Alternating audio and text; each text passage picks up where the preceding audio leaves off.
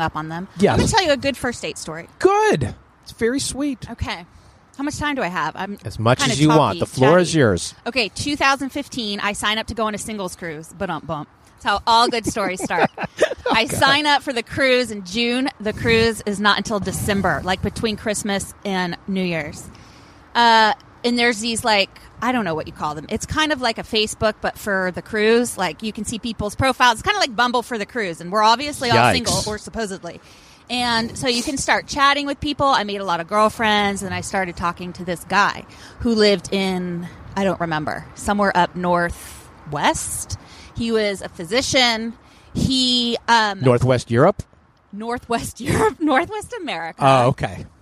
So, I was like, Ireland? No. He had a really impressive job. He was a radiation oncologist. Okay. I didn't know what that was, but he comes up with chemo treatment. So, successful, fun. We would talk on the phone all the time. So a couple months go by, and it just so happens I have a wedding in Chicago for like Labor Day weekend. And he's in Chicago the same weekend for a conference he's speaking at. So I meet him the Friday before the wedding. And we're in Chicago, which is a great city, and we like walked around the city, and Navy Pier? Yeah, Navy Pier. Right, okay, and we did like a little cruise boat thing. More cruises. I don't know, it was just a really fun, like, very easy, natural date, and then we went out to dinner. It was like a Ferris Bueller kind of date in Chicago. Yeah, it was cool, because it wasn't either of our cities. Yeah. So we were just kind of figuring things out, and it was just a big coincidence that we were both there. It was a little awkward because he came to like pick me up at the hotel, and this was a wedding that my whole family went to. So my parents were there, and my mom met him by accident standing at the elevator door, and then that's. And you're like, who's this guy? And what did you say? Hey, bye, I'm leaving. He's the guy from the singles cruise. Yeah. No, she knew. My parents knew the story. Okay. Then we went out to dinner that night, and this part is a little weird. Maybe he does this with all his women. He got me a gift. I thought it was he said, I got you something. I thought it was going to be like flowers or a stuffed animal. It was David Yurman earrings. Oh. And he gets up to go to the bathroom, and I'm Googling it. Like, what? They're like $1,000 earrings. I'm not even kidding. Really? So Radiation like, wow. Oncology pays well. Yeah, I guess so. And then he gave me a ride to the airport the day after the wedding in his Maserati convertible. You know, side note. Yeah. I'm not high maintenance to the point where you need to buy me $1,000 earrings and drive a Maserati. Most of the guys are broke and unemployed that I've dated. But in Texas, we can pick you up in a truck. Whatever. Yeah. I'm just making it seem like that's necessary, which it's not. Yeah. I'm just saying that was happens to be the date. But, so after that, you know, we were supposed to keep talking, and he actually had a flight to come visit me. He had sent me the itinerary. I went all over to get all of his favorite things and snacks and cheesecake, and I had, you know, dates planned, and he stood me up. Wow. He sent me a message. I was at the airport, and he sent me a message, something like, sorry, I can't make it. And that's the last I ever heard from him. He didn't show up for the cruise. Nothing. Oh, so you still thought, well, I'm going to at least see him on the cruise. Yeah. So you never heard. How long before the cruise was this? A couple months. A couple months. Yeah. Wow. Yeah, that was it.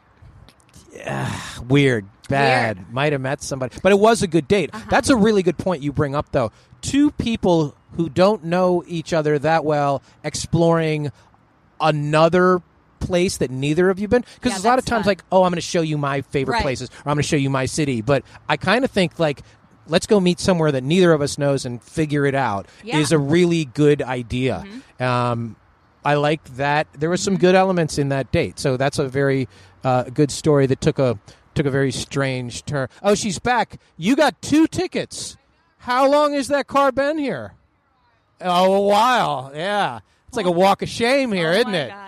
Yes, it is. All right. This is what girls in Dallas look like, by the way. Yeah, good luck to the rest pretty. of us. So she was she looked like she rolled out in like his shirt.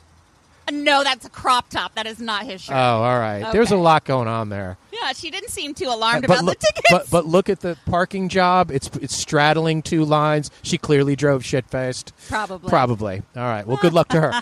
That was a very good day story. There's a lot to do. I do have a couple questions, though. Now, a single cruise, is it just like you board and there's like bowls of condoms? Like, how icky is the seniors cruise? We were supposed to do a Great Love Debate on a cruise last year. Then I got in my aforementioned accident, so that killed that. And I think other things have killed cruises altogether. Yep. But what are they like? It was a really fun experience. The whole cruise wasn't single people. It was just the whole cruise was at least as far as we know. 3,000. Well, and then we were just a few hundred. We were like 250 people, but we had, events every night. Yeah. And you can either go to those events or do your own thing. I made a lot of friends on the cruise. I'm still in touch with several of them, at least on Facebook. And I went to visit a few of the girls since then.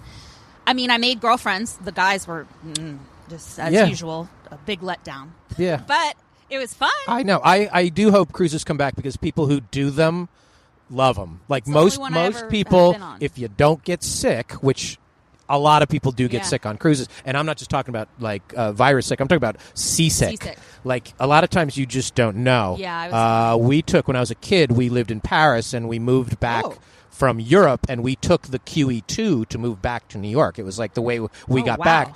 I remember that my mother could not leave the room for 4 days because she was so sick from the cruise. She was just seasick the whole time. Oh, yeah. So her cruise experience is probably different from my cruise. This was fun. This was a lot of fun. You were great. I hope that this made you a little more optimistic to, now that the world is opening up again, to maybe not dive back in the deep end of the wading pool, but at least stick your toes in the water. I did get on Bumble just for you today, Brian. There you go. And it wasn't terrible.